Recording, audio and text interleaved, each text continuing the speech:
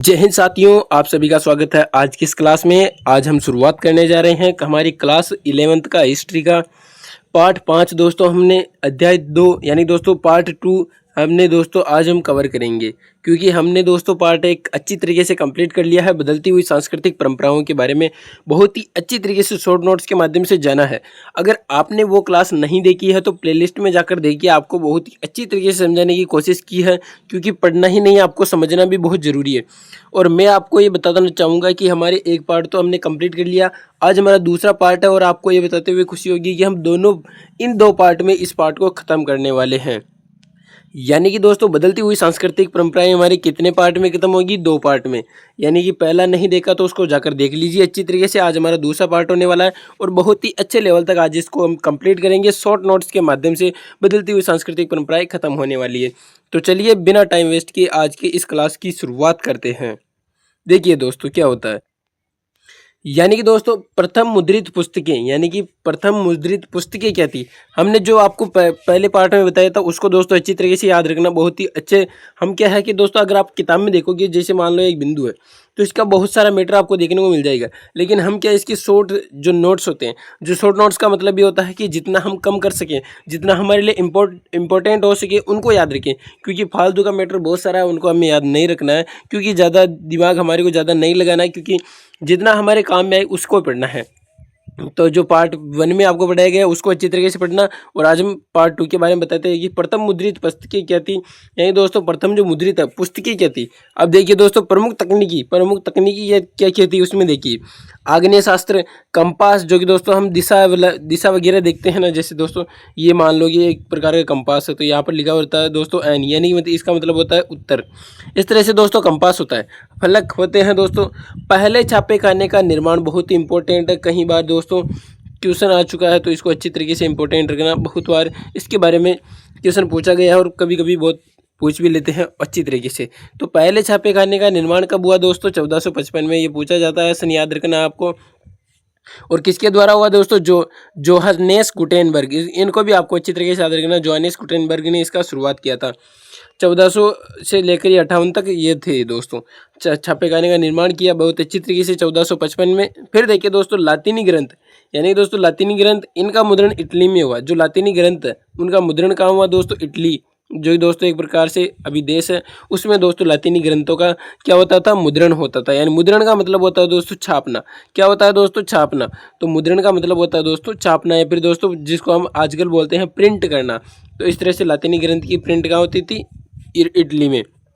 अब देखिए दोस्तों क्या है, मनुष्य की एक नई संकल्पना क्या है? एक नई कल्पना क्या है? संकल्पना यानी दोस्तों नई और क्या सोचता है मनुष्य, इसके बारे में देखिए।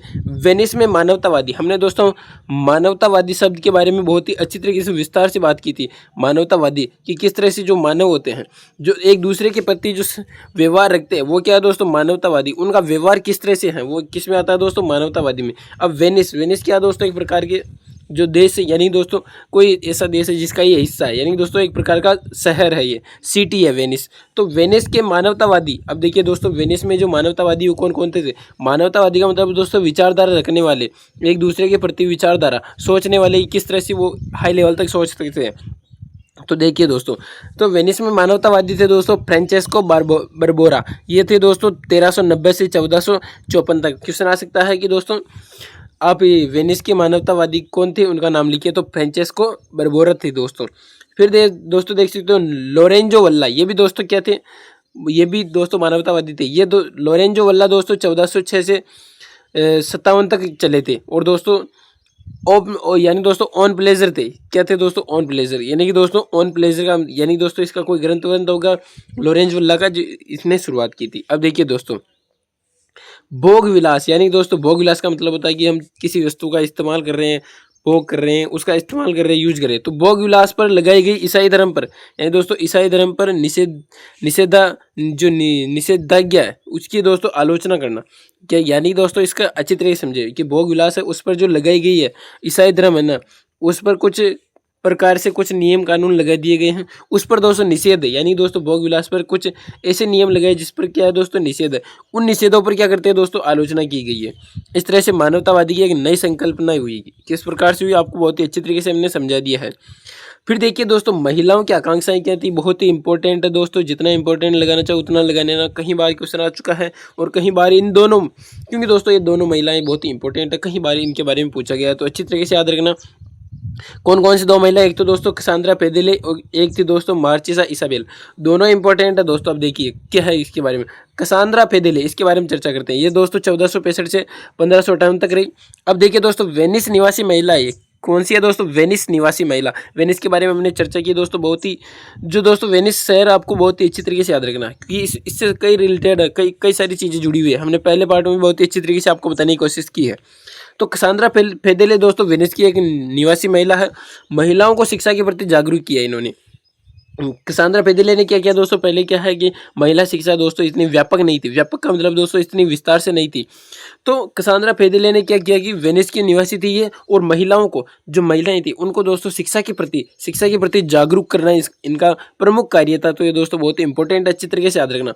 अब देखिए दोस्तों मार्चिसा इसाबेल, इसके बारे में भी कई बार पूछा जा सकता है कि 1474 से 1539 तक रही, और दोस्तों पति की अनुपस्थिति में, यानी दोस्तों इनका पति है उनकी अनुपस्थिति में राज्य पर शासन किया।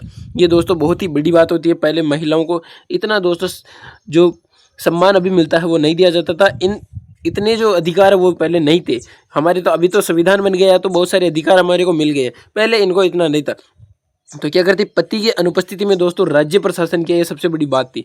तो ये थी दोस्तों महिलाओं की आकांक्षाएं कि वो क्या क्या काम कर सकती है महिलाएं भी। इन दोनों को अच्छी तरीके से याद रखना दोस्तों, बहुत इंपॉर्टेंट चीज़ है ये, अच्छी तरीके से इनको याद रखना। अब देखिए दोस्तों आगे चलते हैं, ईसाई धर्म के अंतर्गत वाद विवाद। अब देखिए दोस्तों कि ईसाई धर्म है जो हम, जैसे हमारा दोस्तों हिंदू धर्म है उसी तरह से ईसाई धर्म जो इंग्लैंड इस तरह से ज़्यादा व्यापक रूप था। और दोस्तों जब अंग्रेज हमारे यहाँ गए तो हमारे यहाँ भी ईसाई धर्म फैल गए। तो देखिए दोस्तों ईसाई धर्म था उसके अंतर्गत, यानी दोस्तों ईसाई धर्म के अंदर ही किस तरह से वाद विवाद हुआ उसके बारे में चर्चा करते हैं।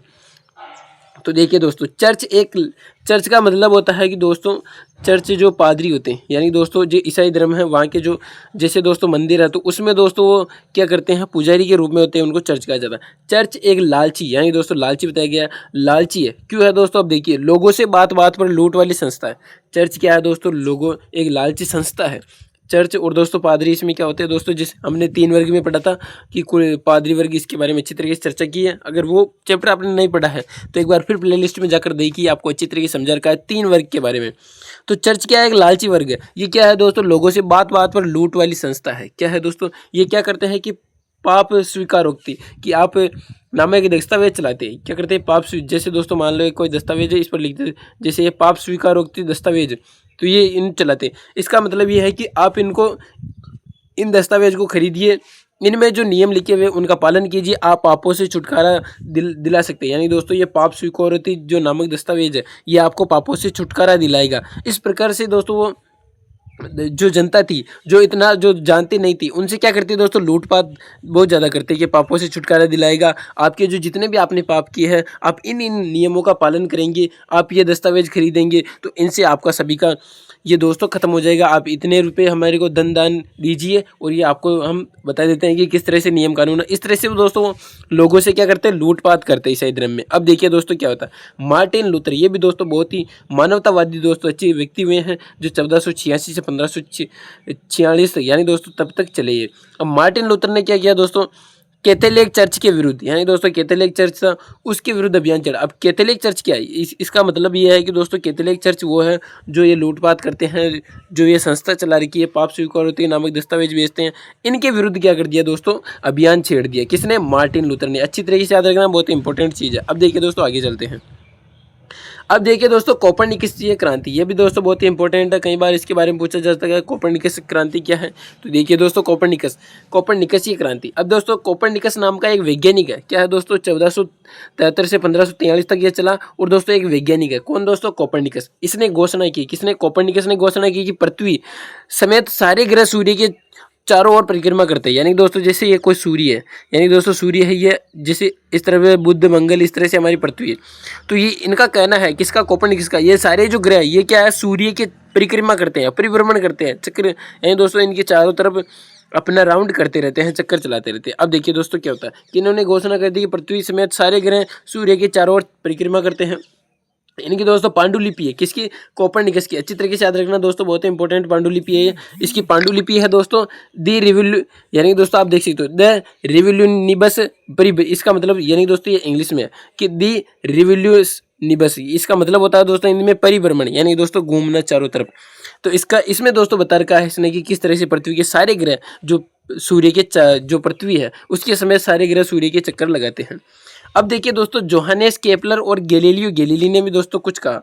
इसने क्या कहा दोस्तों, जोहानेस केपलर और गैलीलियो गैलीली ने यह बताया कि स्वर्ग पृथ्वी के अंतर को समाप्त किया, यानी दोस्तों स्वर्ग और पृथ्वी का जो अंतर है, हम क्या दोस्तों बहुत सारी अवधारणाएं ऐसे पहला देते हैं, स्वर्ग अलग है पृथ्वी अलग है, इस तरह से कई सारी ऐसी चीज़ें हैं जो हम नहीं जानते, फिर भी लोगों की बातों में आकर हम दोस्तों अंधविश्वास करने लग जाते हैं। तो जोहानेस और केपलर और गैलीलियो गैलीली ने क्या किया, स्वर्ग और पृथ्वी के अंतर को समाप्त कर दिया। अब देखिए दोस्तों आगे चलते हैं, बहुत ही अच्छी तरीके से इनको याद रखना, कोपरनिकस क्रांति को। फिर देखिए दोस्तों ब्रह्मांड का अध्ययन। अब क्या है दोस्तों, ब्रह्मांड का अध्ययन, किस तरह से ब्रह्मांड का अध्ययन हुआ। अब देखिए यानी दोस्तों मनुष्य और प्रकृति के ज्ञान के इस नए दृष्टिकोण, यानी दोस्तों मनुष्य और प्रकृति के ज्ञान के इस नए दृष्टिकोण को वैज्ञानिकों ने दोस्तों वैज्ञानिक क्रांति का नाम दिया। क्या दिया दोस्तों, वैज्ञानिक क्रांति, क्योंकि दोस्तों बहुत सारे वैज्ञानिक आए जो ब्रह्मांड में अलग अलग तर्क देने लग गए कि कोई तो बोलते हैं कि पृथ्वी सूर्य के चारों ओर चक्कर लगाती है, कोई बोलते हैं नहीं लगाती, इस तरह के स्वर्ग पृथ्वी, इस तरह से बहुत सारे अंतर थे, उनको दोस्तों नए नए दृष्टिकोण के माध्यम से अध्ययन किया गया। तो इन सभी ने क्या कहा दोस्तों, मनुष्य और प्रकृति के ज्ञान के इस नए दृष्टिकोण को वैज्ञानिक क्रांति का नाम दिया गया। तो बहुत ही अच्छी तरीके से याद रखना है दोस्तों आपको। अब देखिए 14वीं शताब्दी में क्या हुआ, यानी दोस्तों 14वीं शताब्दी में क्या यूरोप पुनर्जन्म हुआ था, यानी दोस्तों 14वीं शताब्दी में क्या यूरोप में पुनर्जन्म हुआ था। इस पर दोस्तों पुनर्जन्म पर बहुत सारे तर्क वितर्क वहाँ पर हुए थे। तो क्या हुआ था इसके बारे में चर्चा करते हैं। यूनानी और रोम, क्या दोस्तों यूनानी और रोम के बारे में हमने अच्छी तरीके से चर्चा कर रखी है दोस्तों। यूनानी और रोम सभ्यता, ये क्या था दोस्तों, सभ्यताओं का, यानी दोस्तों ये सभ्यताएं थी यहाँ पर विकसित हुई। तो देखिए एशिया में क्या दोस्तों प्रौद्योगिकी और कार्यकुशलता थी। एशिया में क्या थी दोस्तों, कार्यकुशलता और प्रौद्योगिकी थी।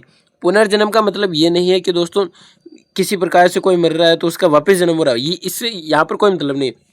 इसका मतलब ये है कि 14वीं शताब्दी में यूरोप में क्या पुनर्जन्म हुआ, इसका मतलब ये है कि जो यूरोप सो गया था, सो गया का मतलब ये नहीं कि दोस्तों वो सो गया, इसका मतलब ये है कि जो वो विकासशील कर रहा है, जो विकसित हो रहा है, उनकी जो कमी, यानी दोस्तों वो विकास नहीं कर रहे हैं और दोस्तों एक जगह रुक गए हैं। तो उन्होंने क्या दोस्तों और विकसित होने के लिए, विकासशील होने के लिए नए नए उद्योग स्थापित किए और नई नई तकनीकी के माध्यम से आगे बढ़े। तो ये है दोस्तों उनका पुनर्जन्म, यानी दोस्तों और विकासशील हो गए। तो क्या हुआ कि यूनानी और रोम में सभ्यताएं थी, उनका फिर से विकास होने लगा। एशिया में क्या हुआ, प्रौद्योगिकी और कार्यकुशलता बढ़ गई दोस्तों। पुनर्जन्म के बाद ये दोस्तों होने लगा। फिर एशिया और उत्तरी अफ्रीका में दोस्तों व्यापार सुकुशल, व्यापार अच्छी तरीके से चलने लग गया। व्यक्ति की दो भूमिका, यानी दोस्तों व्यक्ति की दो भूमिका थी, निजी और सार्वजनिक। यानी दोस्तों निजी का मतलब जो हमारी स्वयं की होती है, जो हम इसका, जैसे दोस्तों किसी प्रकार की हमारी वस्तु है तो ये निजी है तो हम इसका इस्तेमाल हम अपने अनुसार कर सकते हैं। और जैसे दोस्तों सार्वजनिक है तो इसका यह नहीं है कि हम जाके ये कह दें कि ये तो पूरी हमारी, ये नहीं है दोस्तों, इस पर सबका अधिकार होता है, सब इसको इस्तेमाल करते हैं। तो व्यक्ति की दो भूमिका कौन कौन सी होती है दोस्तों, एक तो सार्वजनिक और एक निजी होती है। इस तरह से दोस्तों यूरोप में क्या हुआ, पुनर्जन्म हुआ। पुनर्जन्म का मतलब यह नहीं कि किसी मरे हुए आदमी का वापस जन्म हो गया, इस तरह से नहीं है। यानी कि दोस्तों जो विकासशील थे, उनकी दोस्तों विकास कर रहे थे, उनकी प्रौद्योगिकी और दोस्तों जो विकसित हो रही थी, उनमें क्या हुआ दोस्तों, वो धीमी हो गई थी और दोस्तों वो उन पर ज़्यादा ध्यान नहीं दे और फिर दोस्तों तकनीकी आने के बाद और विकसित करने लगे। तो ये था दोस्तों वहाँ का पुनर्जन्म। तो दोस्तों बदलती हुई सांस्कृतिक परंपराएं, जो हमारा क्लास 11th का 5वां पार्ट था, बहुत ही अच्छी तरीके से हमने दोस्तों इसको कंप्लीट कर लिया है और आपको बहुत ही हाई लेवल तक आपको बहुत ही अच्छी तरीके से शॉर्ट नोट्स के माध्यम से बदलती हुई सांस्कृतिक परंपराएं अच्छी तरीके से समझा दी है। तो प्ले लिस्ट में जाइए और एक दो बार फिर इन क्लासों को देखिए, आपको अच्छी तरीके से क्लास 11th का जो बदलती हुई सांस्कृतिक परंपरा है वो चैप्टर अच्छी तरीके से समझ में आ जाएगा। तो आप हमसे जुड़े रहिए। अगर किसी प्रकार की समस्या हो तो इंस्टाग्राम पर अपनी ज्ञानधारा पर आप मैसेज करिए, आपको समस्याएं दूर कर दी जाएगी। और हमसे जुड़े रहिए, टेलीग्राम चैनल से जुड़े ताकि नई नई सूचनाएं आपको मिलती रहेगी। तो तब तक के लिए स्वस्थ रहिए, मस्त रहिए, पढ़ते रहिए। धन्यवाद।